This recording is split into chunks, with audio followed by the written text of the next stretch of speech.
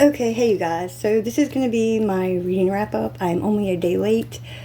I apologize. So let's just run through this real quick. So I've got some that I read that was on my TBR, some that wasn't. I didn't get to Red, White, and Royal Blue by Casey McQuiston. It's on my bookshelf. Since it's not part of my TBR, I didn't feel to put in the video. That'll be for next month.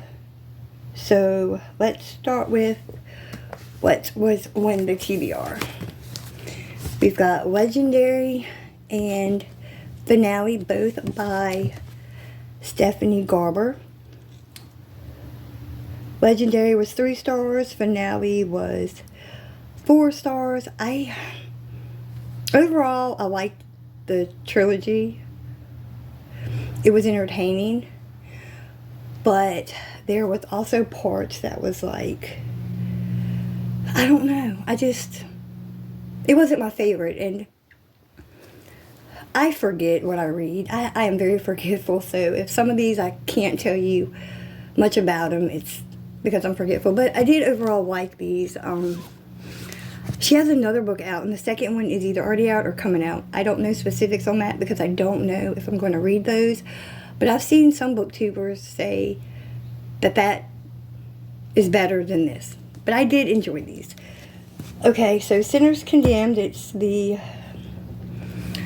Sinners Anonymous trilogy. This is book 2 by Sumi Sketcher. Hopefully I didn't mess that up. I gave this 4 stars. I did like it. This one was about, who was it about?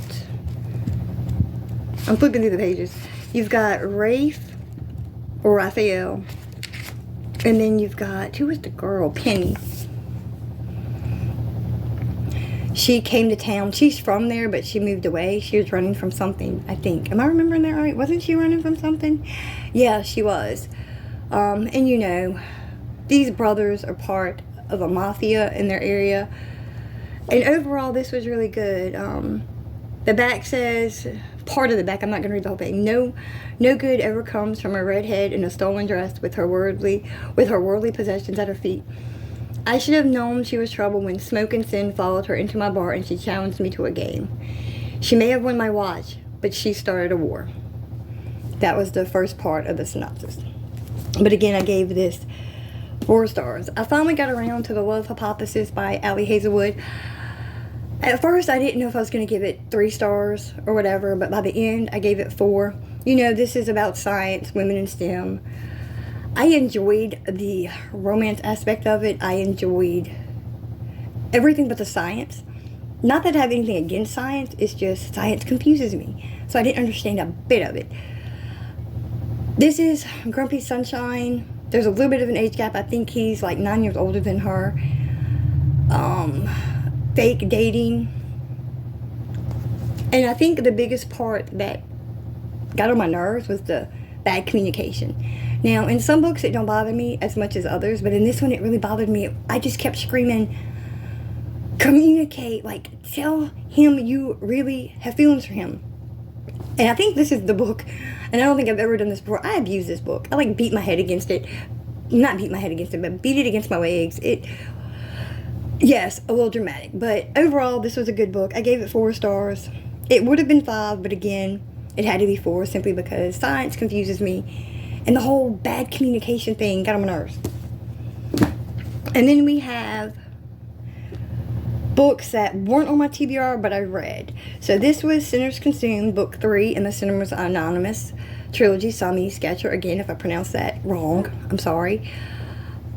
Again, mafia, brothers, part of the back. I'm going to read the first few sentences of the back. My world is on fire, and I'm obsessed with the girl who lit the match.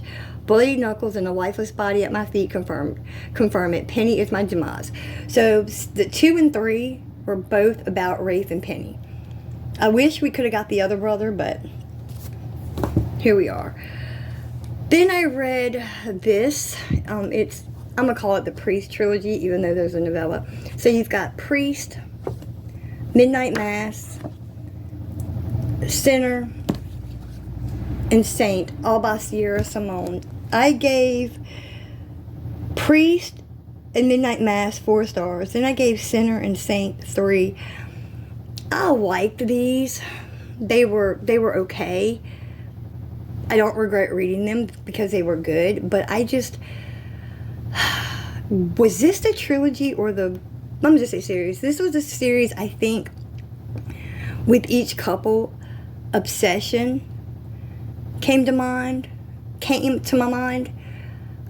and that's all I got. But they were good. They just weren't my favorite. The Perfect Marriage by Geneva Rose. This wasn't on my radar. I can't remember who was talking about it. It was like 1 or 2 people. Excuse me. This was good. I gave it 4 stars. Only because that ending. I was hoping for a different ending. I cannot believe the twist that this turned. The twist that happened. That made no sense. Let me try that again. I can't believe what happened at the end. That twist. Oh my God. But listen to this. His mistress is dead. His wife is his only hope. And I'll give you a hint. His wife is a lawyer. And he gets in some serious trouble for something. And I'll leave it at that.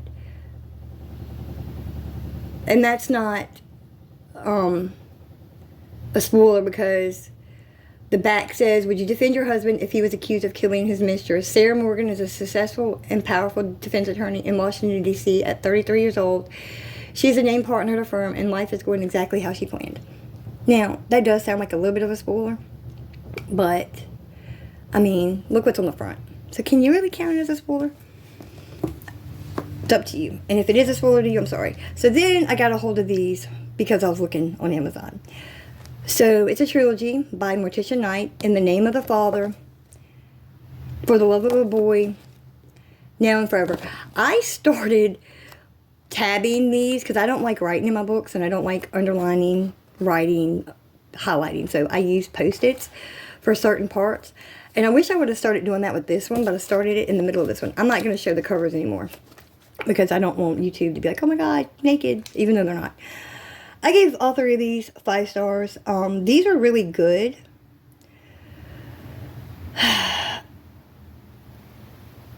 When there was a part where it switched over, so instead of, what was his name? So Seth had went through a lot in his past, and that's all I'm going to say that. All I'm going to say for that. Then he met Malcolm. And then when it switched over and he started calling Malcolm Daddy, that tripped me up for a minute. And I'm like, why is it necessary to constantly call somebody Daddy?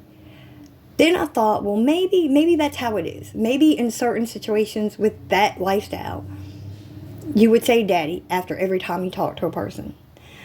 And it took me a minute to get used to it. Is that the right word? I don't know if used to would be the right word. But anyhow, I got over it. Let's just put it that way. I got over it.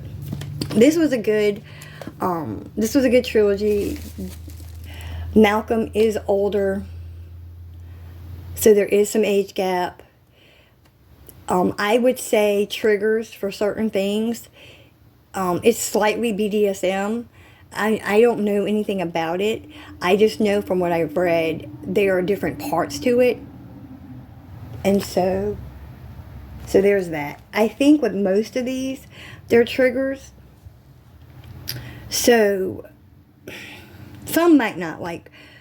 Actually, I would look up things because I know The Perfect Marriage, that has some things. The Priest, but the ones by Sierra Simone has some things. The Cinemas Anonymous trilogy. I would just look up triggers for anything, just in case. That's my warning. For most of these, just look up triggers. Okay, so there's 2, and then I'll be done. There's 2 that I'm not going to finish this month. I've got Blackout by Lisa Unger. And then I've got Nexus, which is part of the Andromeda saga. This is book 2, and it's the finale. This is a standalone. This is a mystery thriller, and this is, I guess, science fiction.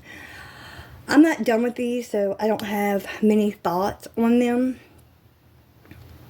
And I don't have a rating because I'm not done. Now, this one I did start just so I could say I started, and I only got to chapter 1. I kept going back to this one and The Love Hypothesis, and then with The Love Hypothesis, I just stayed with that one until I finished it, and I finished it yesterday, which was Monday the 27th. This will be the next one I focus on. I don't think I'm going to finish it today.